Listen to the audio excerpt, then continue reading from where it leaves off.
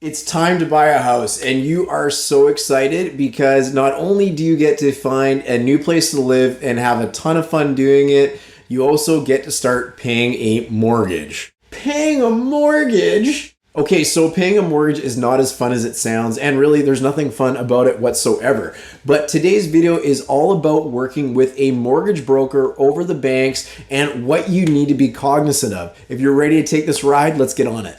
What's good, everybody? I'm Darin Germyn with the Germyn Group, where we know that you've only got one chance to either buy or sell your next home, so we're here to help you get it right.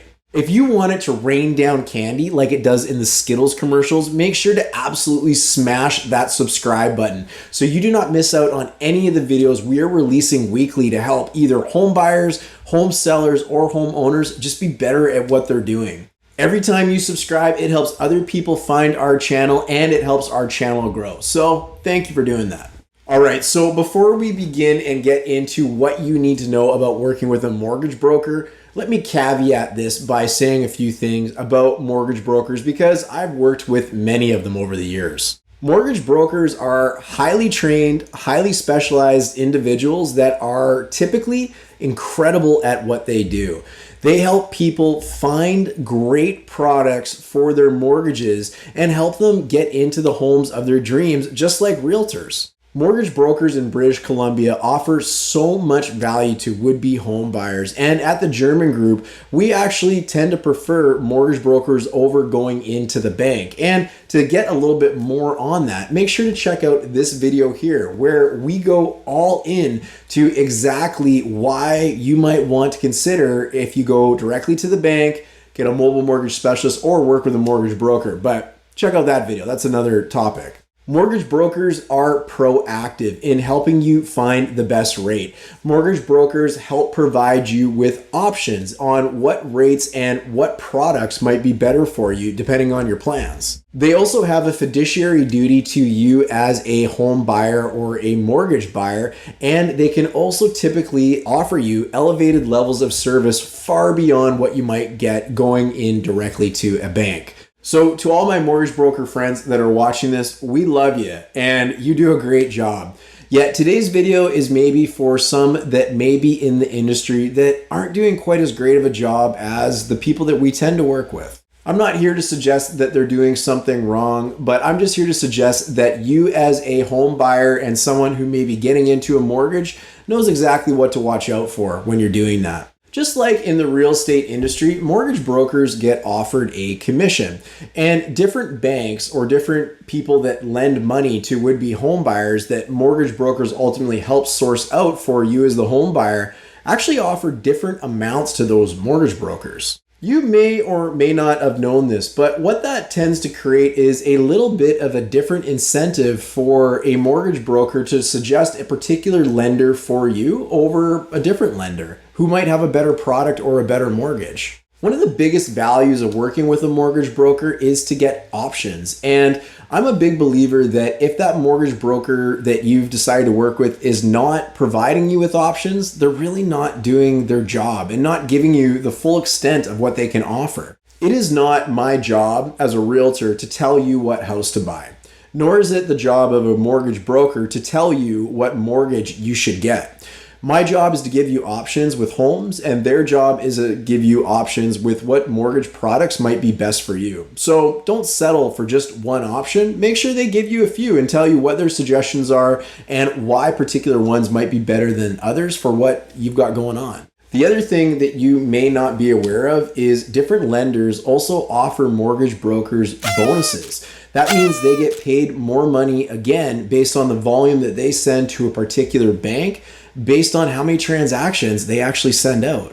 Now, while all of this isn't necessarily problematic, at the time when you typically as a consumer get this disclosure about how much the mortgage broker is getting compensated from the bank, as well as whether there is any bonus, is usually too late, meaning you're about to complete on your deal, close on your deal, and you're probably sitting at the lawyer's office or very close to going to see the lawyer to actually go sign the final paperwork to purchase the home. This may obviously raise a few suspicions for you as a home buyer, again, on whether you got provided with the best product or the best options that might be out there. When I bought my home that I'm in right now back in 2020, my mortgage broker was incredible.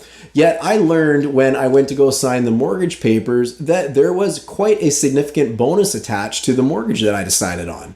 I had a little bit of an interesting case because I'm self-employed and I'm a realtor, yet you can see that there is a finder's fee of $5,300 attached to this mortgage, as well as a volume bonus, adding an additional $2,500 because of going to this particular lender. That volume bonus is an extra third of the total fee for compensation for that mortgage broker. Had I have chosen to go to a different lender, that volume bonus likely would not be applicable nor provided to the mortgage broker. So there obviously is disclosure made about the fees that are paid, but again, they're done way too late on a document called a Form 10. It'd certainly be nice to have that changed, but in my industry, in real estate, which is heavily regulated, as you may or may not know, we have an obligation to disclose to you what our fees are when you make an offer on a home to purchase. We need to let you know how we're being compensated, if there is any volume bonus or any other bonuses that might be included.